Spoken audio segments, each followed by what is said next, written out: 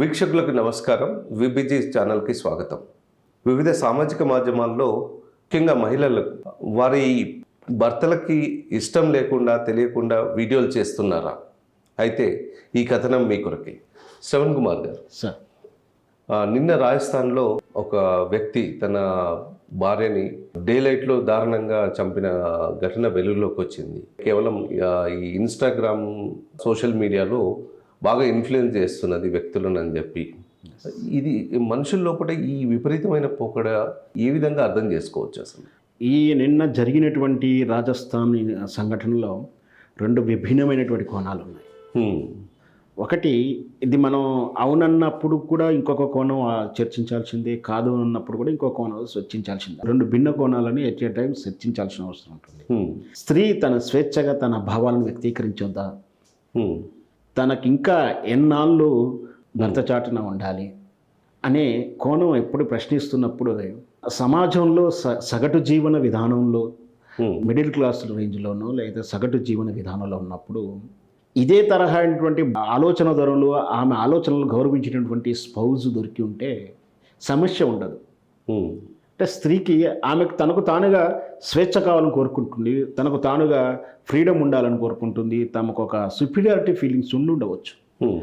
ఆ స్త్రీని అదే విధంగా గౌరవించేవంటి భాగస్వామి భర్త దొరికినప్పుడు సమస్యలు ఎక్కడ ఉత్పన్నమో కాదు. ఏ స్త్రీ అయితే అంతకన్నా స్వేచ్ఛ కోరుకుంటున్నటువంటి స్వేచ్ఛ కన్నా ఎక్కువ సుపీరియారిటీ ఫీలింగ్ ఉన్నటువంటి మేల్ సుపీరియారిటీ ఉన్నటువంటి భర్త దొరకడం ఉన్నప్పుడు ఇలాంటి సమస్యలు వస్తూ ఉంటాయి. అంటే ఇక్కడేమో ఈమె స్వేచ్ఛ కోరుకుంటుంది, భావ స్వేచ్ఛ ఉండొద్దా, నా టాలెంట్ బయట పెట్టుకోవద్దా, స్త్రీ నేను ఎన్నాళ్ళు ఇంట్లో కూర్చొని ఉంటాను ఇట్లా ఆలోచిస్తున్నది ఈమె. లేదు, నువ్వు బయట తిరగాల్సిన అవసరం లేదు, అపవాదులు వస్తాయి, స్నేహితుల మధ్యలో నాకు తలవంపుగా ఉంటుంది, బంధువుల మధ్యలో తల తీసినట్టుగా ఉంటుంది, నువ్వు అలా విచ్చలవిడిగా సోషల్ ప్లాట్ఫామ్లో ఆడుతూ పాడుతూ డ్యాన్సులు వేస్తుంటే, ఈ సోషల్ ప్లాట్ఫామ్లో ఈ రీల్స్ చేసే స్త్రీలు కింద ట్రోలర్స్ కామెంట్స్ భయంకరమైన కామెంట్ చేస్తూ ఉంటాడు. ఎంత భయంకరమైన అంటే, నీకు భర్త లేడా, వాడు పనికిరానోడా, నిన్ను వదిలేశాడా, నన్ను రమ్మంటావా అంటూ ఇట్లా రకరకాల ట్రోల్ కామెంట్స్ కూడా ఉంటూ ఉంటాయి. ఇవి చూస్తున్నటువంటి ఆ భర్తకు అహం దెబ్బతింటూ ఉంటుంది. ఈ రెండు విభిన్నటువంటి మనస్తత్వాల మధ్య సంఘర్షణ పడుతుంది. ఈ సంఘర్షణ ఒక స్థాయి దాటితే గొడవగా అవుతుంది, ఆ గొడవ స్థాయి దాటితే ఎడబాట్లు అవుతుంటాయి. అంటే భార్యాభర్తలు విడిపోతున్నారు. కేవలం సోషల్ ప్లాట్ఫామ్లో రీల్స్ చేస్తుంటూ వ్యక్తిగతంగా ఆదాయాన్ని పెంచుకొని ఒక ఇండిపెండెంట్గా పెరిగినటువంటి కొంతమంది ఉన్నారు. కేవలం సోషల్ ప్లాట్ఫామ్లలో అంటే రీల్స్ చేస్తూ పరువు పోతుంది అంటూ గొడవ పట్టుకుంటూ భార్యాభర్తలు విడిపోయినటువంటి విధానం చాలామంది చూస్తున్నాం. ఎట్ ది సేమ్ టైం మూడవ కోణం కూడా ఉంది. ఆ భార్య తైతక్కలను కానీ వల్గారిటీని కానీ స్వయంగా భర్తే షూట్ చేస్తూ సోషల్ ప్లాట్ఫామ్ అనేటువంటి కొంతమందిని కూడా ఇదే సోషల్ ప్లాట్ఫామ్ చూస్తున్నాం. ఇక్కడ మూడవది ఎందుకు అబ్జెక్టబుల్ చెప్తున్నానంటే, ఆ భార్య విశృంఖలమైనటువంటి అసభ్య ప్రవర్తన, అసభ్యమైనటువంటి పాట విధానాలు, అసభ్యమైన స్టెప్స్ తనే స్వయంగా భార్య అందాలని షూట్ చేసి భర్తలే సోషల్ ప్లాట్ఫామ్లో రీల్స్లో పెడుతున్నారు. ఏమిటి అంటే ఫాలోవర్స్ పెరగాలి, ఇన్ఫ్లుయెన్స్ పెరగాలి, ఇన్కమ్ పెరగాలని వాళ్ళ ఉద్దేశం. మళ్ళీ ఆ విషయాన్ని స్పష్టంగా వాళ్ళే చెప్తుంటారు సోషల్. మేమేదో వీడియో కోసమే ఇట్లా స్టెప్లు వేస్తుంటామండి, మేము అంతగా అలాంటి వాళ్ళం కాదంటే మళ్ళీ వాళ్ళే చెప్పడం కూడా నేను చూశాను. అంటే ఇక్కడ ఏంటి, సోషల్ ప్లాట్ఫామ్లో రీల్స్ అనేది సంసారంలో నిప్పులు పోస్తుంది. స్పష్టంగా ఏంటంటే దాని ద్వారా ఆదాయంతో జీవనోపాధి ఎంతో అంత డబ్బులు సంపాదించే వాళ్ళు చాలా తక్కువ పర్సెంటే. భర్తకి ఇష్టం లేకుండా భార్య చేస్తున్నప్పుడు, ఇట్లాంటి ఈగో ఫీలింగ్స్ ఉన్నప్పుడు, లేదా సమాజంలో తను తలెత్తుకోలేకపోతున్నానని చెప్పి నచ్చజెప్పినా కూడా ఆమె విననప్పుడు, నువ్వు ఏమైనా పర్లేదు నాకు ఆ సోషల్ ప్లాట్ఫామ్లో వీడియోలు, ఆ ఫ్యాన్స్, ఆ కామెంట్స్ ఇష్టమని ఒక బలహీనమైనటువంటి ఒక రాంగ్ ఫాల్స్ ప్రెస్టేజ్కి వెళ్ళిపోతుంటాయి కొంతమంది మహిళలు. అది ఒక మన ఇక్కడ కాదు, అంటే తెలుగు వాళ్ళనే కాదు, ఈ దేశం మొత్తం కూడా అదే మాన్యాలో ఉంది. దాని ద్వారా సంసారాలు విడిపోతున్నాయి, వేరుగా ఉంటుంది. అలాంటి కథనమే నేను రాజస్థాన్లో జరిగింది. అనామిక అనే ఒక గృహిణి, ఆమె ఏదో చిన్నపాటి లేడీస్ కార్నరు, 4 బ్యాంగిల్ స్టోరు, కంగనాల స్టోర్ అంటారు మన ప్రాంతంలో, 4 గాజులో పొట్టు పిల్లలు అమ్ముకుంటుంది. సరే సోషల్ ప్లాట్ఫామ్లో ఒక అవకాశం వచ్చింది, కొత్తగా వచ్చిన ట్రెండ్ అది.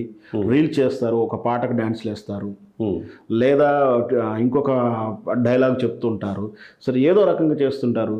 వాళ్ళకు ఫాలోవర్స్ పెరగగానే వాళ్ళకు ఒక ఇన్ఫ్లుయెన్సరు అని ఒక మార్క్ వస్తుంది. ద్వారా వాళ్ళు ఇన్ఫ్లుయెన్స్ చేస్తూ వేరే వాళ్ళ మార్కెటింగ్ని వీళ్ళు ప్రమోట్ చేస్తూ యాడ్స్ రూపంలో చెప్తూ కన్జ్యూమ్ చేశాము, వాడాము, ఈ బ్రాండ్ బాగుంటుందని చెప్పడంతో వాళ్ళు 1000, 2000, 5000, 3000 ఇస్తున్నారు. అట్లా ఇన్ఫ్లుయెన్సర్స్ అంటున్నారు. అంటే ఫాలోవర్స్ బాగా ఉన్న వాళ్ళని ఇన్ఫ్లుయెన్స్గా మారుతున్నారు. ఈ క్రమంలో ఈ గోల్ విషయంలో ఆమె కాన్సన్ట్రేషన్లో భర్తను ఏ విధంగా కోల్పోతున్నాము, సామాజిక జీవనాన్ని ఏం కోల్పోతున్నాము అని అర్థం చేసుకోలేకపోతుంది. సో అట్లా ఈ మా రాజస్థాన్ చెందినటువంటి అనామిక భర్త మహిరాము తను మొదటి నుంచి కూడా భార్య ఈ విధంగా చేయడానికి ఇష్టపడట్లేరు. ఈ విషయంలో తర్జన భర్జన జరిగింది. వేరువేరుగా ఉంటున్నారు. వేరువేరుగా ఉంటున్నా కూడా ఆమె ఇంకా రెచ్చిపోయి అంటే ఇంకా వీడియోలు చేస్తూనే ఉంది. ఇతనికి విసిగి వేసారి ఉండవచ్చు. వాస్తవ కారణాలు ఇంకా మనకు తెలియదు. మళ్ళీ నచ్చజెప్పే ప్రయత్నం చేయకపోయాడు. వేరుగా ఉన్నప్పుడు కూడా నచ్చజెప్పే ప్రయత్నం చేయకపోయాడు. వాళ్ళ మాట పెరిగింది. అతను గన్ తీసుకుని పేల్చాడంటూ వార్తలు చదివాం మనం. దీన్ని మరి ఈ పురుషాధికార ప్రపంచం వైపు చూద్దామా, సామాజిక కుటుంబ వ్యవస్థను గౌరవించకుండా సగటు జీవనానికి, అంటే ఇక్కడ స్త్రీ భర్తను గౌరవించాల్సిన అవసరం లేకపోవచ్చు, కానీ ఆమె కలిసి జీవనం సాగించాలి, పిల్లలు భవిష్యత్తు ఉన్నప్పుడు ఈ రీల్స్ అనేది పెద్ద ఇంపార్టెంట్ కాదు కదా. అప్పుడు ఆమె కాంప్రమైజ్ కాని తత్వాన్ని చూడాలి. ఇక్కడ భర్తలే భార్య వీడియోలని షూట్ చేస్తూ వాళ్ళ అందాలను ఆరబోస్తున్న వాళ్ళని కూడా మనం చూడాలి. మొత్తం మీద ఈ వీడియో అంటే షార్ట్స్, రీల్స్, ఇక వచ్చేటువంటి రకరకాల ప్లాట్ఫామ్ ఉన్నాయి. 2-3 ఉన్నాయి ప్లాట్ఫామ్స్ ఫేమస్. గతంలో టిక్ టాక్ అని ఉంటే అది బ్యాన్ చేశారు, అయిపోయింది. సంసారాల్లో నిప్పులు పోస్తుంది. ఎవరైతే హెల్తీగా ఉంటూ భర్తను లేదా ఉమ్మడి కుటుంబం అయితే పెద్దవాళ్ళకు లేదా అమ్మాయిల తల్లిదండ్రులు ఎవరైతే సరే వాళ్ళు వద్దన్నప్పుడు అర్థం చేసుకొని లేదా వద్దన్న వాళ్ళని కన్విన్స్ చేసి చేస్తే బాగానే ఉంటుందేమో, కానీ ఎందుకు పనికిరాని ఈ రీల్స్, ఈ ఇన్ఫ్లుయెన్సరు, ఈ గ్లామరు, ఇదంతా దానికోసం వ్యక్తిగత జీవితం అనేటువంటి అంటే 100 ఏళ్ళు జీవించి గోల్ చేసి సభ్య సమాజానికో రేపటి తరానికో ఏదో రకంగా ఉండి ప్రయోజనం చేయాల్సిన ఈ వీళ్ళు ఈ అర్ధాంతరంగా జీవితాన్ని కోల్పోవడం కానీ, సుఖ సంతోషం ఉండాల్సిన జీవనంలో ఈ ఒడిదొడుకులు రావడం అనేది నిజంగా సిగ్గుచేటు. ఇట్లాంటి వాళ్ళు మళ్ళీ పునరాలోచించుకోవాలి. వ్యక్తిగత జీవితంలో ప్రశాంతంగా బ్రతకడం ఇష్టమా లేదా ఇలా కల్లోలిత జీవితం ఇష్టమని వాళ్ళు ఆలోచించాల్సిన అవసరం ఉంది. ఇది ఖచ్చితంగా క్రైమే కాదు. ఇక్కడ జరిగింది క్రైమ్గా చూడొద్దు. ఇది ఒక సోషల్ డిసీజ్గా చూడాలి. ఈ అంటువ్యాధి ప్రబలకుండా చూడాల్సిన బాధ్యత మనలాంటి వాళ్ళ మీద ఖచ్చితంగా ఉంది. ధన్యవాదాలు శ్రవణ్ కుమార్ గారు.